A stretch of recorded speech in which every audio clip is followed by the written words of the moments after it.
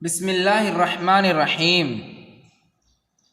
تختی نمبر 12 یعنی chapter number 11، مشق سکون جزم۔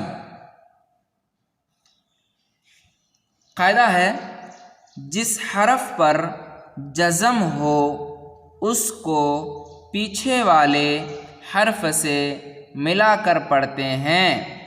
جزم والے حرف کو ساکن کہتے ہیں۔ حمزہ ساکنہ کے پڑھنے میں جھٹکا ہوتا ہے۔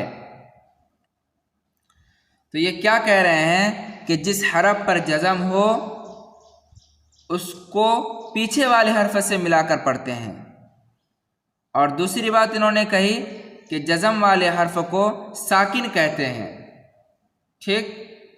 اور تیسری بات انہوں نے کہی کہ حمزہ ساکنہ کے پڑھنے میں جھٹکا ہوتا ہے۔ تو اب دیکھیے یہاں پر یہ رواں کے طور پر ہم اسے پڑھیں گے۔ ہجے کا طریقہ تو آپ نے سیکھ ہی لیا ہے، اور میرے خیال سے اب ضرورت نہیں ہے ہجے کرنے کی، لہٰذا کر لیں تو بہتر ہے، کوئی بات نہیں ہے۔ تو دیکھیے سبق کی طرف، تو دیکھیے یہ جو ہے اس کو جزم کہتے ہیں۔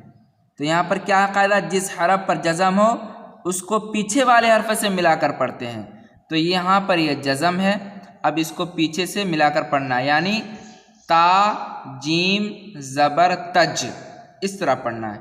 ایسا نہیں کہ تا زبر تا جیم جزم، اس طرح نہیں پڑھنا ہے، بلکہ تا جیم زبر تج اس طرح پڑھنا ہے۔ را یا زیر ری تجری، تب ہوگا۔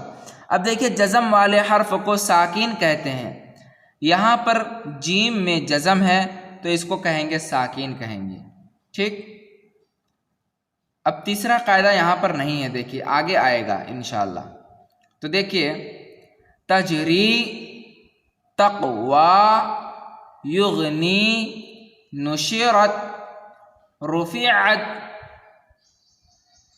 ینقلب لیس حشرت یعلم سطحت یوسوس یسقون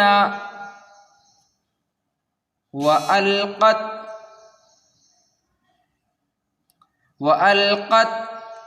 أفلا يعلم إذا بعثر فألهمها فجورها وتقواها ألم نشرح لك صدرك هل أتاك فلهم أجر غير ممنون اقرأ۔ تو دیکھیے یہاں پر حمزہ ہے، آخری قاعدہ کیا ہے، حمزہ ساکنہ کے پڑھنے میں جھٹکا ہوتا ہے، تو یہاں پر جھٹکا کے ساتھ پڑھنا ہے۔ اقرأ اقرأ یؤتونا، دیکھیے یہاں پر بھی حمزہ ہے، یؤتونا۔ اب دیکھیں یہاں پر بھی حمزہ ہے، جئنا، پھر یہاں دیکھیے حمزہ ہے، یأمرونا۔ تو تختی نمبر 12 بھی مکمل۔ تو دوستو ویورز، ہمارے ویڈیو میں بنے رہنے کے لیے شکریہ۔ اپنے دوستوں اور رشتہ داروں کے ساتھ ضرور شیئر کیجیے۔ آپ کو اللہ رب العالمین جزائے خیر سے نوازے گا، اور ہمارے چینل میں نئے ہیں تو آپ ضرور سبسکرائب کیجیے، لائک کیجیے، اور کمنٹ کر کے بتائیں کہ ویڈیو کیسی لگی۔ السلام علیکم ورحمۃ اللہ۔